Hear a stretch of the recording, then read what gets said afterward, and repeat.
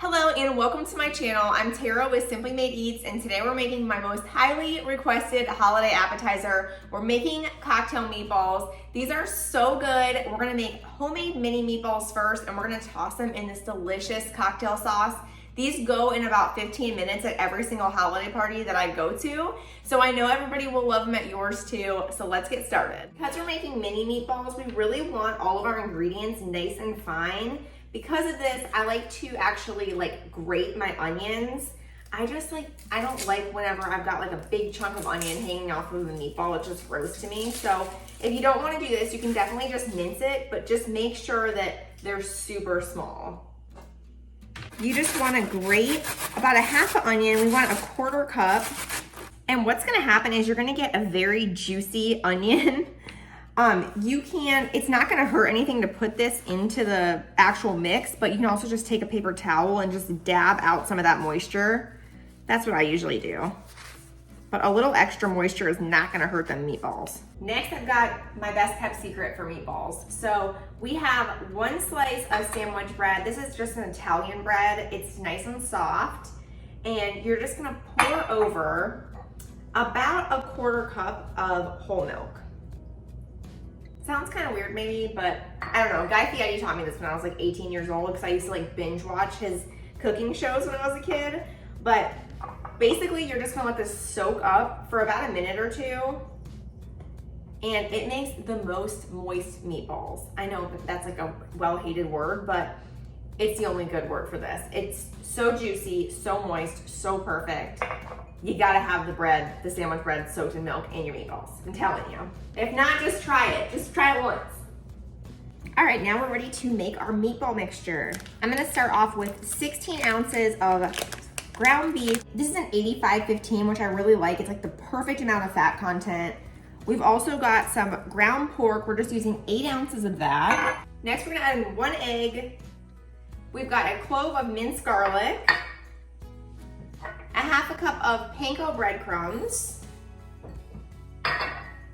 We've got lots of seasoning here. So I've got some parsley, oregano, salt, pepper.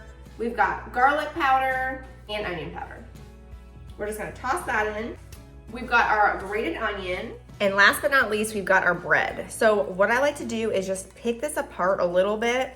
We're not gonna pour all this milk in there. We're just gonna add in the bread. It is very milky, but you want to use this within a minute or two so it doesn't soak up everything.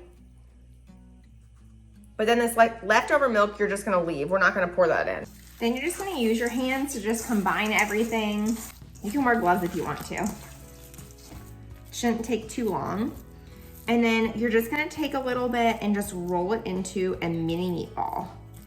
And I'm not doing mine so tiny. I have small hands, but you can see just about this size. The most time-consuming part of this recipe is definitely rolling all these meatballs. I like to just put them on a tray, a cookie sheet with tin foil on it. It's just easier this way. If you need to stick them in the fridge for a little bit before you make them, you can. We're not baking this recipe. We're actually gonna be just pan frying these, which you can bake them too, but I just feel like the actual results are better if you pan fry them. They're so good. For this recipe, you want the meatballs to be about 2 teaspoons in size. That's gonna give us the perfect size so that they cook really nice and fast on the stovetop, and the middle isn't still raw. We don't want that. Plus, it just creates this really nice, saucy, bite-sized cocktail meatball that I swear everybody absolutely loves these. We have a Christmas Eve party at our parents' house, and we usually do most of the cooking for it, and everybody expects these every single year, which is cool because they're really good. I like them too. One thing I wanted to mention too is these meatballs aren't just for cocktail sauce. You can also use these for spaghetti and meatballs, with marinara sauce. You can use them with Alfredo sauce, even on a meatball sub, or just for an appetizer. You can dip them in whatever kind of sauce you like. Okay, so this made enough for 56 meatballs. It took a little bit of time, 10 minutes, so just give yourself enough time to make sure that you can roll all of these. And don't get lazy at the end and start rolling them bigger. That always happens to me, so I have to go back and fix it. Now that we've got our meatballs done, we're just gonna sit them aside for a second, and we're gonna make our cocktail sauce, which is super simple. We're gonna start with some ketchup, and you guys have got everything linked in the description for the recipe. Next, we've got brown sugar, some apple cider vinegar, 1 clove of minced garlic, and Worcestershire sauce. I used to be able to say it, now I can't because everybody talks about how hard it is to say. Also adding in 1/2 teaspoon of cornstarch whisked together with a tablespoon of water. You never want to add just powdered cornstarch to a sauce because what happens is it just creates like these powdery chunks in there that are like almost impossible to get out.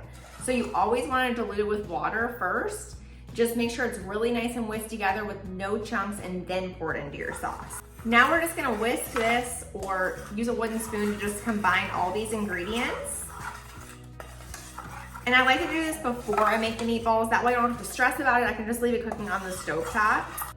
So once we get those ingredients all mixed together, we're just gonna add the pot to the stovetop over medium-low heat, and we're just gonna stir this occasionally for the next 20 minutes. For our meatballs, we're gonna get this pan started to medium heat. I like to use the largest pan I have so I can fit as many meatballs in there as possible. This is a non-stick. You can also just use stainless steel, totally cool, whatever you wanna use. Make sure you have tongs for this recipe because we're gonna be doing a lot of flipping of those meatballs and it's just way easier, more accurate with tongs. Once our pan's nice and hot, add in the oil.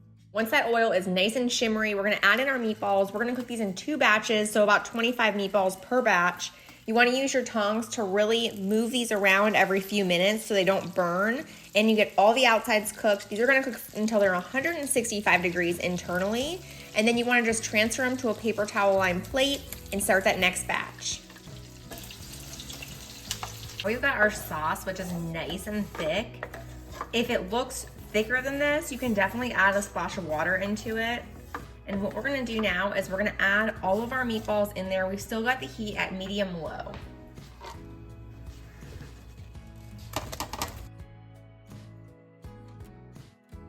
Just really be careful with these because you don't want them to fall apart. We're just gonna use a spoon to just gently toss them and make sure we cover everything in the sauce. If you want them saucier, you can definitely double the sauce recipe, but these get pretty nice and saucy. Once you get those all tossed in the sauce, just go ahead and drop the heat to low. We don't want these cooking too much. So my absolute favorite way to have these at a party is just to transfer them into a crock pot and just keep them on warming heat or on low. This is just gonna be so simple because the guests can just serve themselves, or you can go ahead and put skewers in them and serve them as appetizers, but they're gonna stay hot the whole time. You can see these are really nice and coated with sauce, but make sure you get all the sauce out of your pan too.